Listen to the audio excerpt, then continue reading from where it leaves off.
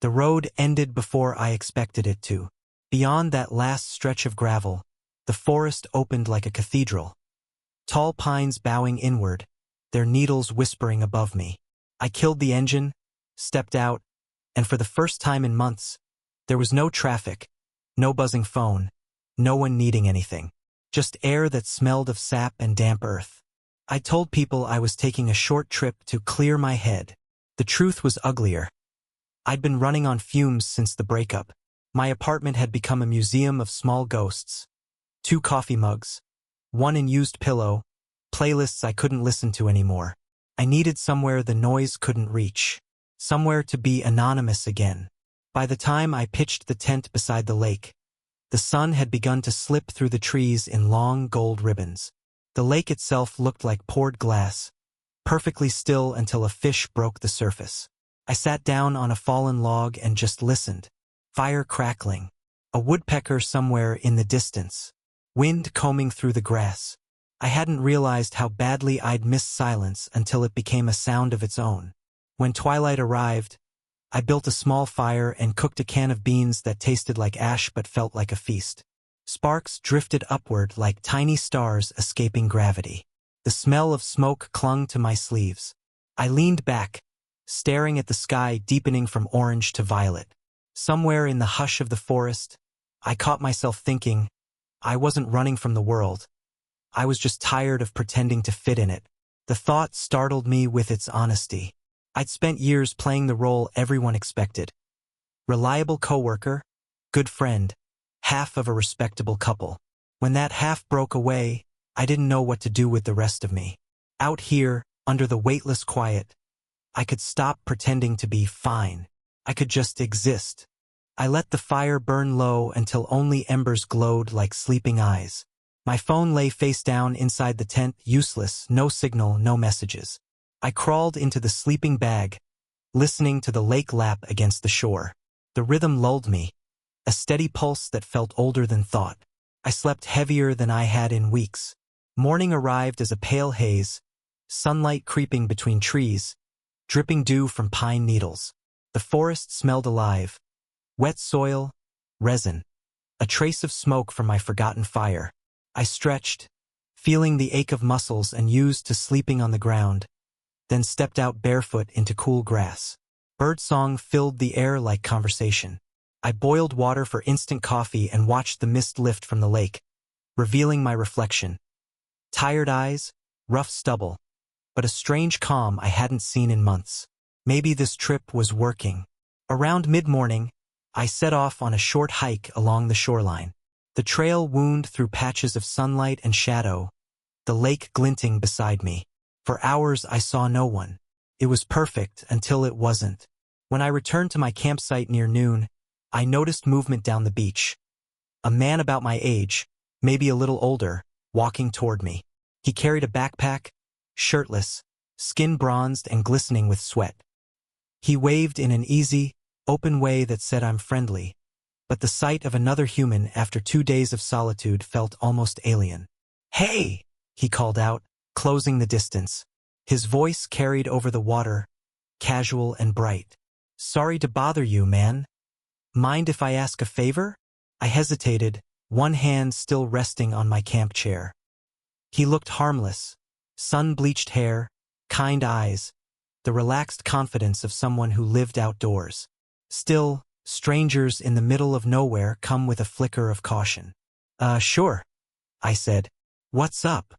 He smiled, a little sheepish now that he was close enough to see the confusion on my face. "I forgot to pack sunscreen. Been hiking all morning, and I'm pretty sure I cooked my back. Think you could help me out?"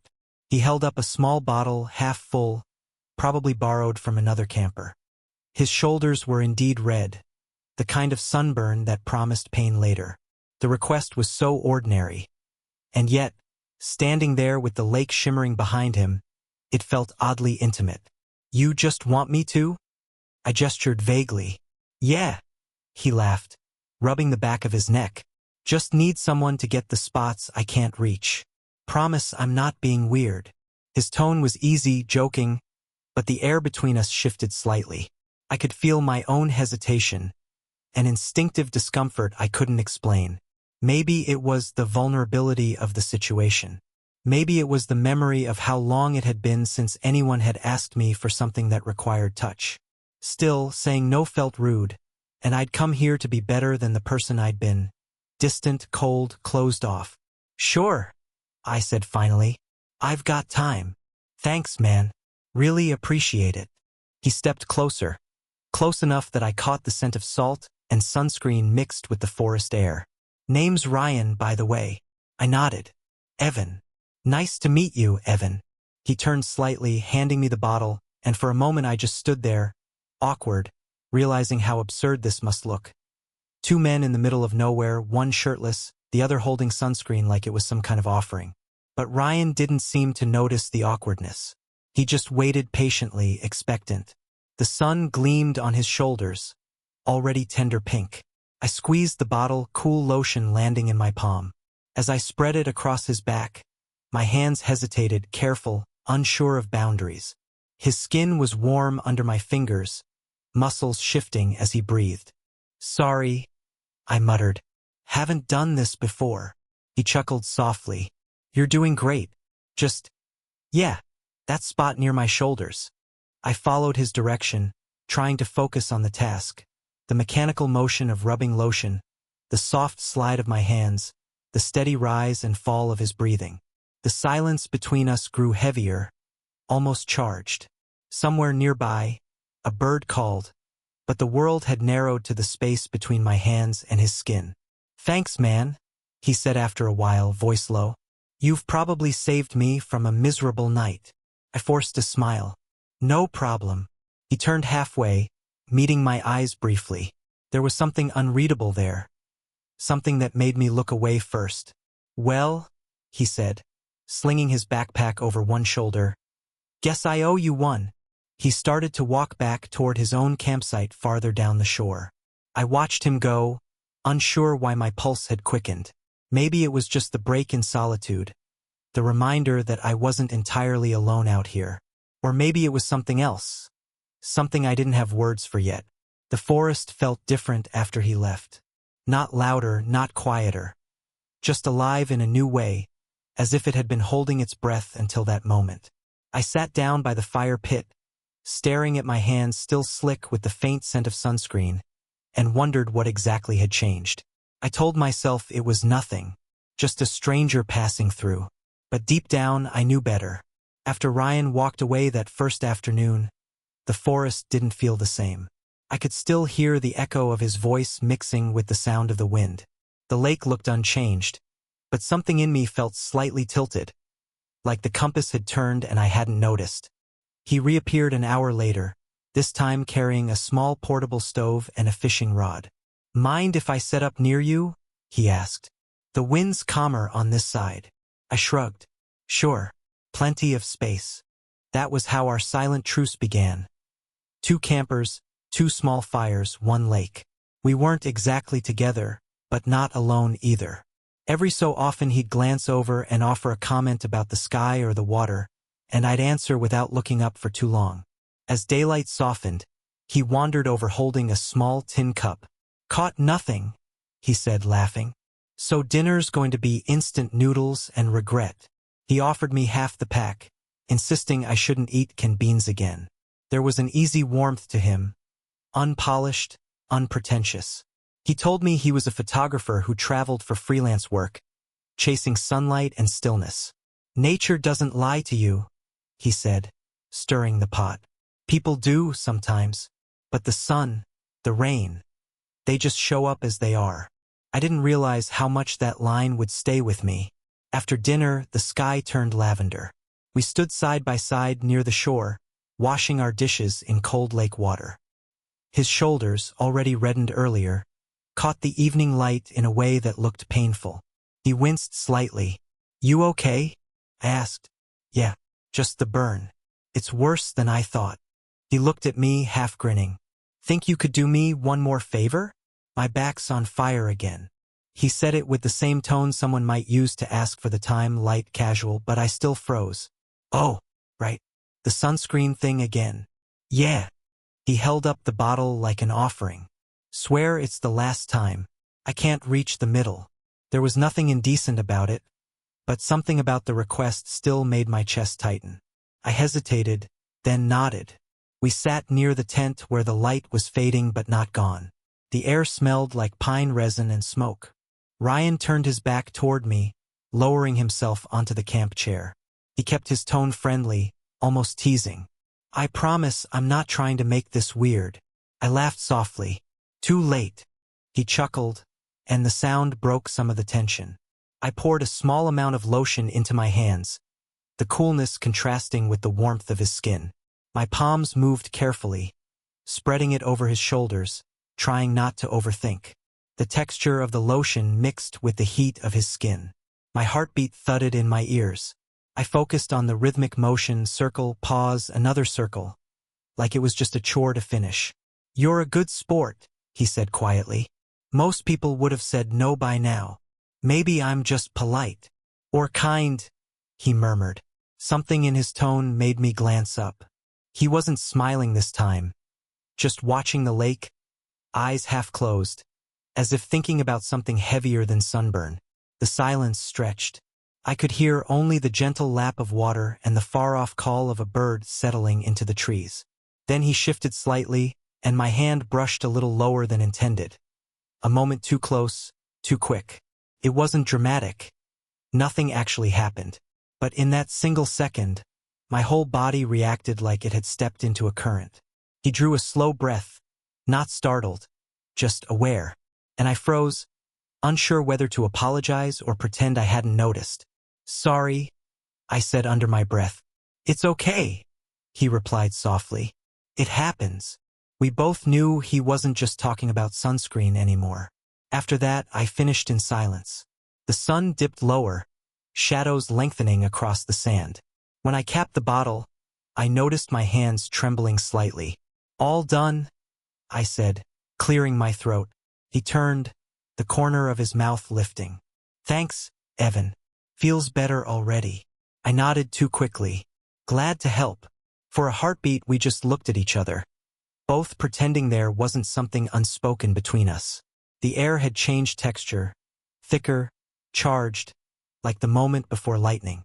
He seemed to sense it too, because he smiled that calm, disarming smile and said, You're good company, you know that? I'm not really a people person. Could have fooled me. He stood, stretching, and the awkwardness dissolved into the easy rhythm of evening again. He packed up his things, waved once, and walked back toward his side of the beach. When the forest swallowed his footsteps, I sat back down by the fire. The bottle of sunscreen still lay beside the chair, its faint scent rising with the smoke. I rubbed my thumb over the label without knowing why. It was just a small favor, I told myself. A moment of human contact. Nothing more. But when the wind shifted, carrying the warmth of his earlier laughter across the lake, I realized I hadn't felt this alert, this alive, in a very long time. I looked at the lake one last time before crawling into the tent. The stars were reflected perfectly in the water, like a sky trying to convince me it was endless. Somewhere out there, in another tent, a stranger I'd met hours ago was probably doing the same thing. Staring up, wondering about the strange ways people drift into each other's lives. And for the first time in months, the silence didn't feel empty. Felt expectant. I woke to the smell of coffee. Not mine, his. A breeze carried the scent across the lake, rich and bitter, mixing with morning mist. Ryan was already up, crouched near his camp stove, humming something low and tuneless. His tent flap was open, sunlight spilling across his shoulders like warm paint. For a while, I just sat inside my own tent and watched him through the mesh, an uninvited observer in someone else's piece. When he noticed me, he lifted his mug in greeting. Morning, neighbor, he called. Sleep okay? Best in months, I said truthfully. Then you're doing this camping thing, right? He grinned and gestured toward the stove. Want some? A minute later, I was sitting beside him, holding a tin cup that tasted faintly of smoke and metal. The lake shimmered silver blue in front of us, smooth as glass except for the occasional ripple of a fish beneath. He told me about his travels, small towns, coastlines, deserts. I take photos for magazines, sometimes for local businesses, he said. Mostly, I take them for myself. Keeps me sane. I told him I worked in architecture, designing buildings that looked beautiful on paper but rarely in person. He laughed softly. So you make things that stand still. I try to catch the ones that move. That line stayed with me long after the conversation drifted into silence. By afternoon, the distance between our camps had quietly disappeared. He wandered into my space without asking, and it didn't bother me. We fixed lunch together, traded snacks, and took turns washing dishes in the lake. Every time our hands brushed, something sparked. Not strong enough to name, but impossible to ignore. Later, we went for a hike along the ridge above the lake. The air was thinner there, scented with wild mint and pine. Ryan walked ahead, camera slung around his neck, stopping often to frame shots of light breaking through trees. You see the world differently, I said as he crouched to photograph a single flower pushing through a crack in stone. He glanced up. We all do. Most people just stop looking. He said it like a truth he'd lived with for a long time. I wondered how many places he'd seen, how many times he'd packed up and started over. When the trail narrowed, he reached back instinctively to steady me, his hand brushing my arm. It was nothing, bare skin, a brief touch, but my pulse stumbled. I pulled away too quickly, pretending to adjust my footing. He didn't mention it. He just kept walking, sunlight flickering across his back. That evening, the air turned cooler. We sat by my campfire, two silhouettes framed by orange light. The sky deepened into indigo. Ryan leaned back on his elbows, staring at the stars. Do you ever feel like the world's too loud for who you are? All the time, I said. He nodded slowly, as if he'd expected that answer. I used to think traveling would quiet it down, he said. Turns out, the noise just follows you. It's inside, not outside. Something about his voice, steady but tired, made me want to ask questions I shouldn't. Instead, I said quietly, "You sound like someone who's been hurt." He smiled faintly. We all have. Some of us just pretend we haven't. The fire popped between us, sending up sparks. The glow flickered across his face, softening his edges. He looked both older and younger than he had before. Someone who'd seen too much and was still gentle anyway. I wanted to say something, but the words got lost in my throat. So I poked the fire instead, watching the embers shift like restless thoughts. Later, when we said goodnight, he reached out without thinking and squeezed my shoulder. It was a small gesture, casual, friendly, but it lingered long after he walked away. Inside my tent, I couldn't sleep. Every time I closed my eyes, I replayed the day in fragments. The hike, the laughter, the way his eyes caught light from the fire. None of it made sense, and yet it did. I told myself I was just lonely, that what I felt was curiosity, not attraction. But my body knew otherwise. The restless hum beneath my skin, the ache that wasn't physical. I dated women, loved one deeply, lost her painfully. I'd never questioned who I was before.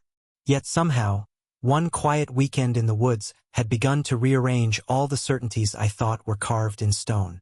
Was it possible that one person, one unexpected encounter, could tilt your entire understanding of yourself? The question stayed with me as I drifted in and out of uneasy sleep. The next morning, the rain came suddenly. By noon, it was pouring hard enough to blur the lake into mist. Ryan appeared outside my tent, soaked but smiling, holding an extra tarp. "Mind if I join you till it clears?" he asked. I nodded, unzipping the flap. He ducked inside, shaking off water, hair dripping over his forehead. The tent felt smaller instantly, his presence filling every corner, the air carrying the scent of rain and pine and something unmistakably him. We sat side by side, legs stretched out, listening to the downpour drum against the fabric. The rhythm was hypnotic. He broke the silence first. "You ever think maybe the universe throws people together for a reason?" I glanced at him. "You mean fate?" "Maybe not fate," he said softly. "Maybe just timing." He smiled, but it was different this time, tentative, searching.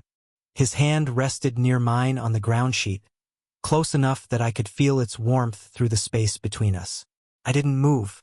Neither did he. The air thickened with everything unspoken, the memory of yesterday's touch, the quiet pull of something neither of us fully understood. For a moment, the rain faded into background noise. All I could hear was his breathing, steady and patient, like he was waiting for me to decide whether to close that space or keep pretending it wasn't there. I didn't close it, but I didn't pull away either. When the storm finally broke, sunlight spilled through the thin roof of the tent, painting streaks of gold across our faces. Ryan looked up, squinting. "Guess the world's giving us a second chance at daylight," he said. He crawled out first, stretching, and turned to offer me his hand. I hesitated only a second before taking it. The contact was brief but grounding. A silent agreement that something had shifted between us, even if neither of us had the courage to name it yet. That evening, as he packed his gear to dry, I found myself missing him though he was still within sight. It was absurd. He was 10 yards away, humming, tending his fire, but I felt that quiet ache again, the one that came from realizing someone had wandered into a place in your heart you hadn't opened in years. And maybe that was the beginning of it. Not attraction, not confusion, but recognition. The kind that said, "This person matters even if you don't yet know why." That night, the stars returned. I lay awake, staring through the mesh of the tent roof, listening to the faint sound of his laughter from across the camp. It wasn't the laugh itself that kept me awake. It was what it did to me, the way it felt like a promise I didn't ask for but suddenly wanted. I didn't know what tomorrow would bring, but I knew this much. Something inside me had already changed, and no matter how hard I tried, I couldn't make it change back. The second storm came at dusk. Thunder rolled from somewhere behind the mountains, a low growl that made the lake shiver. I'd barely zipped my tent before rain started again. Hard, impatient, relentless. The air smelled like iron and pine, sharp and cold. Ryan called from outside. "Hey, you still dry in there?" "Barely," I shouted back. "Move over." Before I could answer, the flap opened and he ducked inside. Soaked again, hood dripping, hair plastered to his forehead. He laughed under his breath.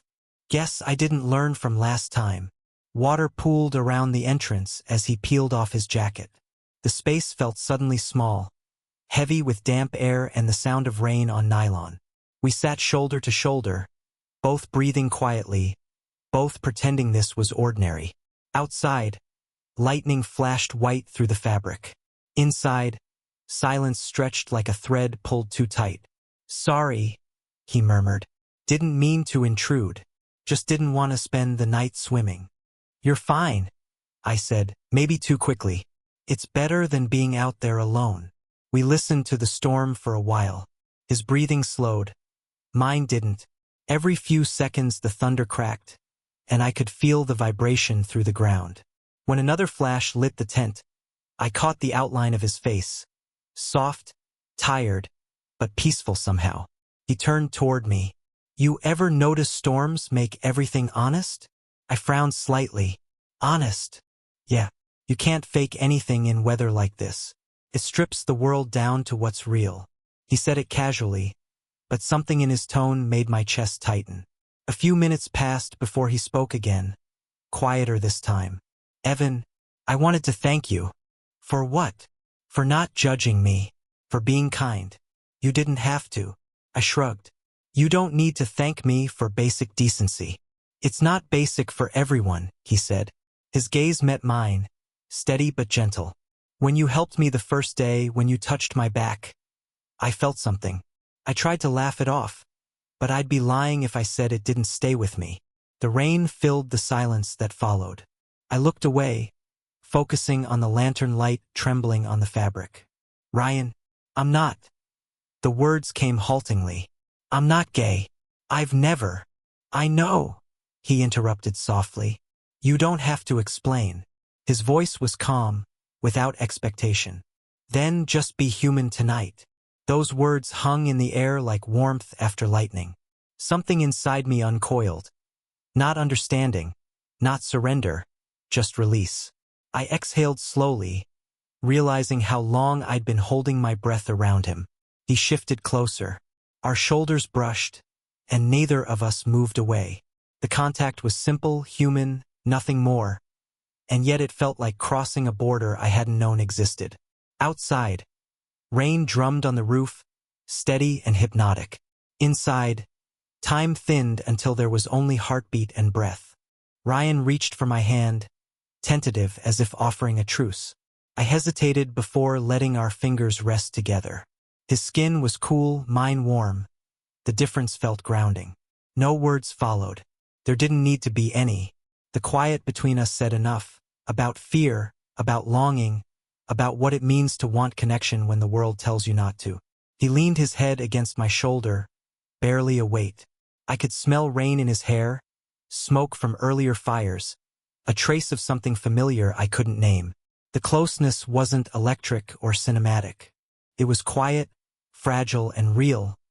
Two people sheltering from more than weather. I didn't think. I just turned slightly, meeting his eyes. They weren't daring or certain. They were searching. When he spoke, it was a whisper. "You don't have to do anything you'll regret." "I'm not sure what I'll regret anymore," I said. He smiled faintly, the kind of smile that knows too much. "Then just stay here, with me." The distance between us disappeared. Slowly, naturally, like water finding its way downhill. The tent dimmed to shadows, the storm muffled to background hum. His hand traced my wrist, steadying, patient. Mine trembled before settling against his shoulder. What happened next wasn't a moment of passion. It was a moment of permission. Permission to be seen, to be held, to stop fighting the small, honest truth rising inside me. We stayed that way, breathing the same air, hearts out of rhythm but close enough to find the same beat. No grand gestures, no declarations. Just quiet understanding wrapped in rain and warmth. I remember closing my eyes and feeling everything slow, the thunder fading, the weight of fear slipping away. There was no label, no definition, just a connection that asked for nothing but honesty. Outside, the storm softened. Inside, the tent held a calm neither of us spoke about. After a while, Ryan's voice broke the quiet, low and unguarded. "You okay?" "Yeah," I whispered. "Just figuring out who I am, I guess." He nodded against me. "That's the best thing you can ever figure out." We didn't talk after that. The rain eased to a drizzle, and the air cooled. I could hear drops sliding down the fabric, like distant applause for a secret we'd never tell anyone. He fell asleep first, breathing slow and even. I lay awake, staring at the faint glow of the lantern's dying light. Every so often, his hand twitched slightly against mine, a reminder that he was still there. I thought about how strange life could be, how a single weekend meant to clear your mind could instead rearrange your entire understanding of yourself. I didn't feel shame. I didn't even feel confusion anymore. Just a quiet peace, the kind that comes after finally telling the truth to yourself. Maybe what happened didn't fit any definition I'd known before. Maybe it didn't need to. The storm moved farther into the valley. Crickets began again, tentative at first, then steady. I listened until the sound blurred into the rhythm of Ryan's breathing beside me. When I finally drifted toward sleep, I thought of what he'd said earlier, about storms making everything honest. He was right, because somewhere between the thunder and the silence that followed, I had crossed a line I didn't plan to, but maybe needed to. And on the other side, the world wasn't smaller or darker. It was just clearer. Morning came softly, like it was afraid to wake us. The storm had passed, leaving the world scrubbed clean. Sky pale blue, air still heavy with the scent of rain. Inside the tent, a hush lingered. Only our breathing filled the space, uneven and out of sync. Ryan stirred first. I felt the shift before I opened my eyes. The small rustle of movement, the whisper of fabric. When I finally looked up, he was sitting at the edge of the tent, tying his boots, his expression unreadable. "Morning," I said, voice rough. He smiled faintly over his shoulder. "Morning." That was it. 2 syllables, then silence. He stepped outside to start the stove, and I lay there staring at the ceiling, tracing the faint watermarks from the night's rain. The memories of what had happened between us came back in fragments. His hand, the storm's rhythm, the weight of honesty I hadn't planned to share. And with them came the guilt. Not for him, not for the moment itself, but for the years I'd spent defining myself so narrowly that something this simple could make me feel like I'd broken a law inside my own head. By the time I emerged from the tent, Ryan already had coffee brewing. The smell should have been comforting. Instead, it made my stomach tighten. "Coffee?" he asked, still warm, still casual, but careful now, as if unsure what language I spoke anymore. "Thanks," I said, taking the mug without meeting his eyes. We stood there side by side, watching mist rise from the lake. It looked like nothing had changed, and maybe that was the hardest part. How normal it all seemed. Birds sang, waves lapped, sunlight broke through trees. But I couldn't shake the feeling that I'd crossed into a version of myself I didn't yet understand. Cleared my throat. "I think I'm gonna take a hike." "Clear my head." He nodded. "Take your time. No questions. No protest. Just understanding." That somehow made it worse. The trail wound steeply into the hills, still slick from rain. I walked without direction, pushing through underbrush, letting the effort burn through the confusion. Each step felt like an argument between who I'd been and who I might be now. I told myself it had been a mistake, a moment born of isolation, of rain, of misplaced comfort. But even as I thought it, I knew it wasn't true. What I felt last night wasn't confusion. It was relief. Relief at not pretending. The forest was quiet except for my own ragged breathing. Every few hundred feet I stopped, staring at patches of sunlight on the path. I'd built my life around control, plans, routines, relationships that looked right from the outside. But nothing had felt alive in years. Even the love I'd lost before this trip had been more about safety than truth. And then Ryan showed up, asking for sunscreen like it was nothing, and somehow he'd peeled away all the walls I didn't know I'd built. By the time I reached the overlook, my legs were shaking. The lake below looked small now, a perfect mirror of the sky.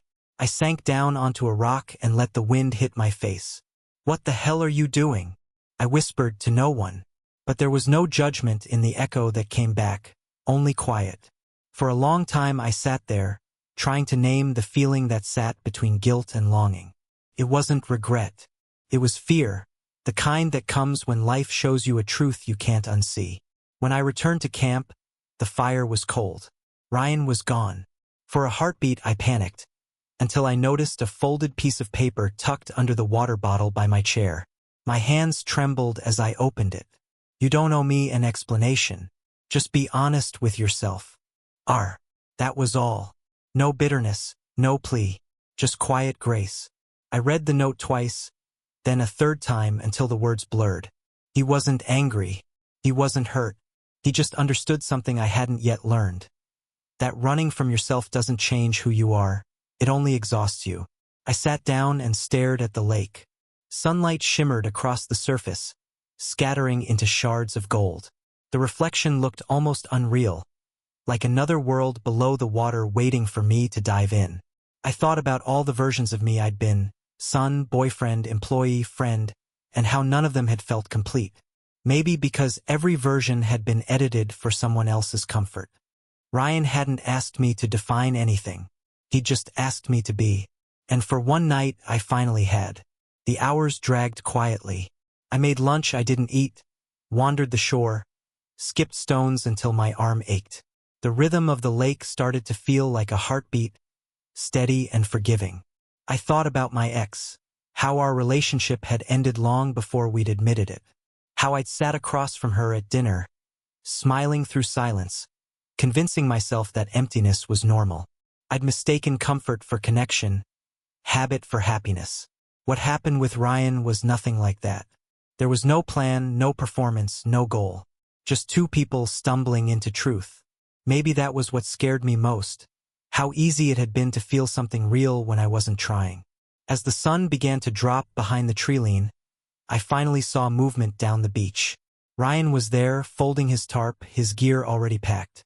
My chest tightened. I started walking before I could talk myself out of it. The sand crunched softly beneath my boots, and he looked up at the sound, half smiling in recognition but saying nothing. "Hey," I said, voice catching. "Hey." He straightened, brushing off his hands. "Didn't mean to vanish on you. Figured you needed some space." "I did," I admitted. "And I think I used it to hide." He tilted his head, waiting.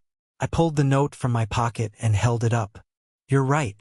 I don't owe you an explanation, but I owe myself one."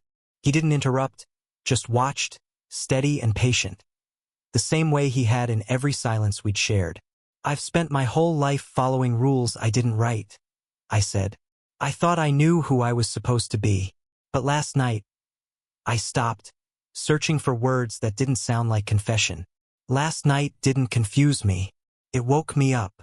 Ryan exhaled slowly, a mix of relief and sadness crossing his face.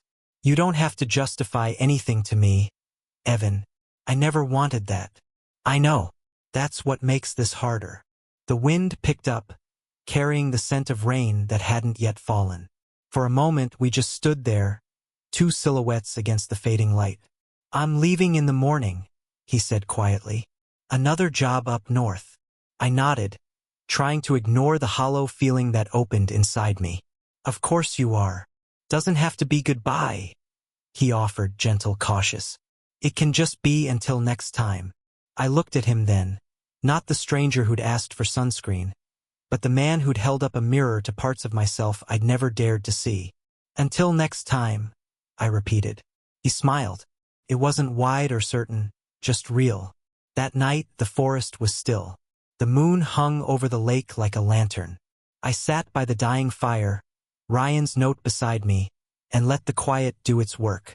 For the first time, I didn't feel the need to label what had happened or who I was becoming. Maybe some things aren't meant to be sorted into boxes. They're meant to be felt, lived, understood in silence. The guilt hadn't vanished, but it no longer owned me. It had softened into something else, acceptance, maybe even gratitude. Because when I thought about that night in the tent, I didn't remember fear or confusion anymore. I remembered warmth, honesty, the rare peace that comes when you stop running. And as the embers faded to ash, I realized that even if Ryan left with the sunrise, a part of him would stay, inside the version of me that finally stopped pretending and decided to listen. Dawn came quietly, as if it was afraid to interrupt. Mist clung to the water, soft as breath, and the first light brushed the tops of the pines in gold. From inside my tent, I heard the faint rhythm of footsteps and the creak of a zipper. Ryan was up early. I stepped out just in time to see him tightening the straps on his backpack. His tent was already folded, his stove packed away. The lake shimmered behind him like a mirror about to close. He looked up and smiled, small, tired, kind. "Didn't mean to wake you." "You didn't," I said. "You really heading out?" "Yeah. Got a long drive north. The magazine wants sunrise shots of the coast tomorrow." He paused, glancing at the sky. "Guess I'll miss this light." Something inside me twisted at the thought of him leaving. I opened my mouth, then closed it again. Words crowded my throat, but fear held the door shut. He lifted his pack. "Thanks for letting me share the fire. And for everything else." Could have let him go then. That would have been easier. Pretend the weekend was just a strange detour, a quiet chapter that didn't rewrite the story.